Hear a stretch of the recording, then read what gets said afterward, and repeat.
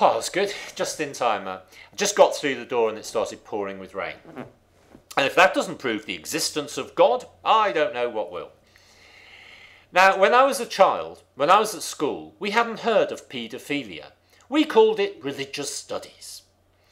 At my school, there were 2 paedophiles and there were 2 clergymen. And hey, guess what? Indoctrinating children into a religion is itself a form of abuse. Children may just be getting over the shock of having discovered there is no Father Christmas, when they're being told they have to believe in a heavenly Father, an omnipresent, albeit invisible being, who's keeping an eye on them, watching and waiting. And then it may be heaven, or it may be hell, or it may just all be a load of manipulative nonsense. My family were Catholics and communists. We used to go to church to heckle the priest. Obviously, it's unfair to criticise any religion or any idea solely on the basis of its supporters' hypocrisy. We're only human, especially God. But in terms of education, religion is in a class of its own.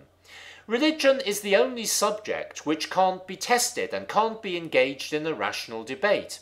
It's not an area of demonstrable knowledge, although, of course, it is true you can study and interpret the Bible or the Quran in the same way as any other works of fiction, in poetry or literature classes. Religions should be studied in the context of history. Religions are like some men. They just come and go after giving women an unpleasant time. Religions come, religions go. The gods of ancient Egypt, where are they now? The Greek gods, the Roman gods, the Viking gods, etc., etc.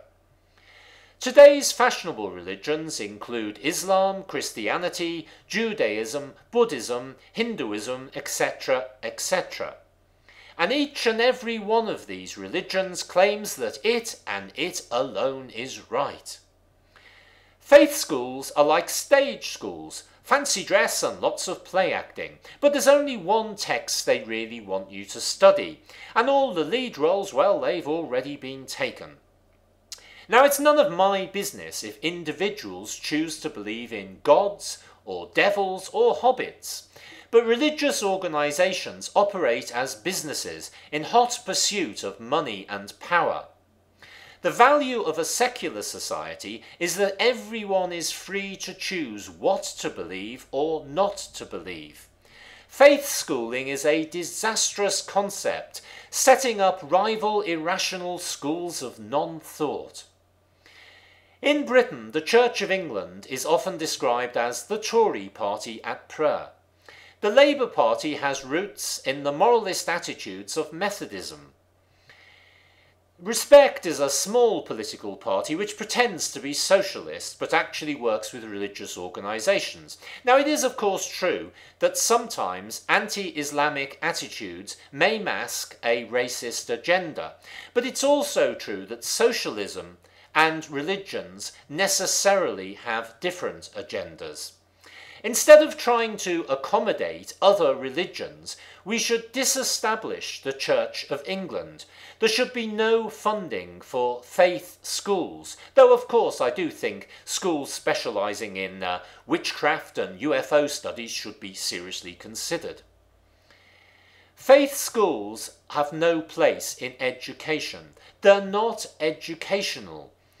Their lesson is simply learn to obey.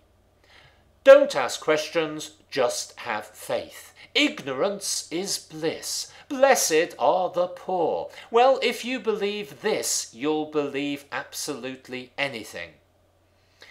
But you have to hand it to faith schools, just look at their record. Top marks for bottomless ignorance. Remember, the main enemy is always at home with whatever religion may suit their purpose. Bye.